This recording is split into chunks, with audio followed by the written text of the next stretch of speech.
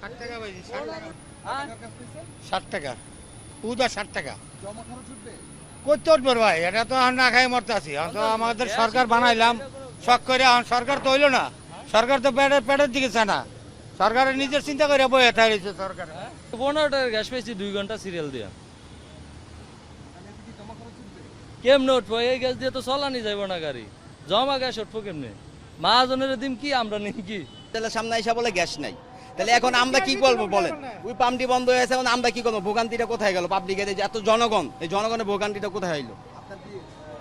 এই যে পেবে, হ্যাঁ হ্যাঁ হ্যাঁ ব্যক্তিগত, এই যে 3 ঘন্টা সিরিয়াল লাগে আসলাম এখন, না আমাদের টাইমে এখন কয় গ্যাস নাই, পাম্পে লাইনে গ্যাস নাই, তাহলে এখন কি হইব কোন? আমাকে উপায়টা কি হইব? এত মানুষ আছে সিনজে, হাজার হাজার পাম্প বন্ধ করে ফেলাইছে, গ্যাস নেই, কি করবো?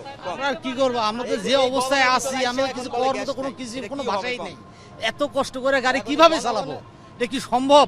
এই যে গ্যাস নাই, গ্যাস ছাড়া কিভাবে আমরা ভাড়া মারবো?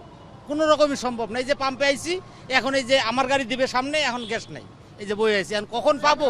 সকালবেলা সিরিয়ালতে 2 ঘন্টা 39 টাকার গ্যাস পাইছি, পায়া 2 টিপ মারলাম, আবার ঘুরে লাগাইলাম, যে 2 ঘন্টা মতন 1.5 ঘন্টার মতন সিরিয়াল দিয়ে পাম্প পাইছি, পাম্প বন্ধ না। যেমন তো আর কোনো মতে তুলি, মালিককে দিলে পরে কয় কি বলবো, আমরা তো আর করা কিছু নাই, গ্যাস নেই, আমরা কি করব?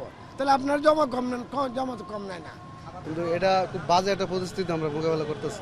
এই দিন রাত সারাদিন যদি পাম্পে পড়ে থাকি, আমরা যারা এই যে রাইড গাড়িগুলো চালাই, এই একই অবস্থা।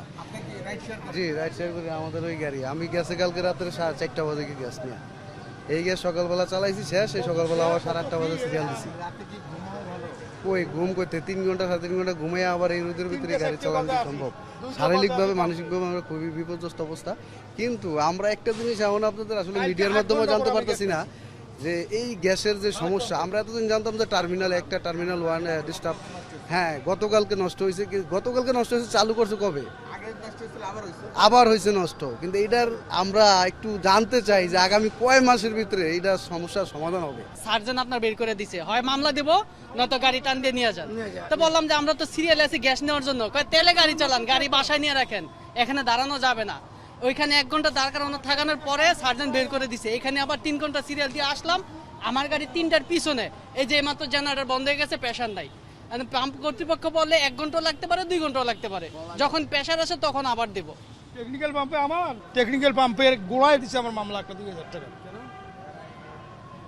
সব গাড়ি সিরিয়ালে, আমারটা বলে রং সাইডে আসছে, সিএনজি একটাই আমি খালি শুধু, আয় মামলাটা আমার দিল 2000 টাকার মামলা।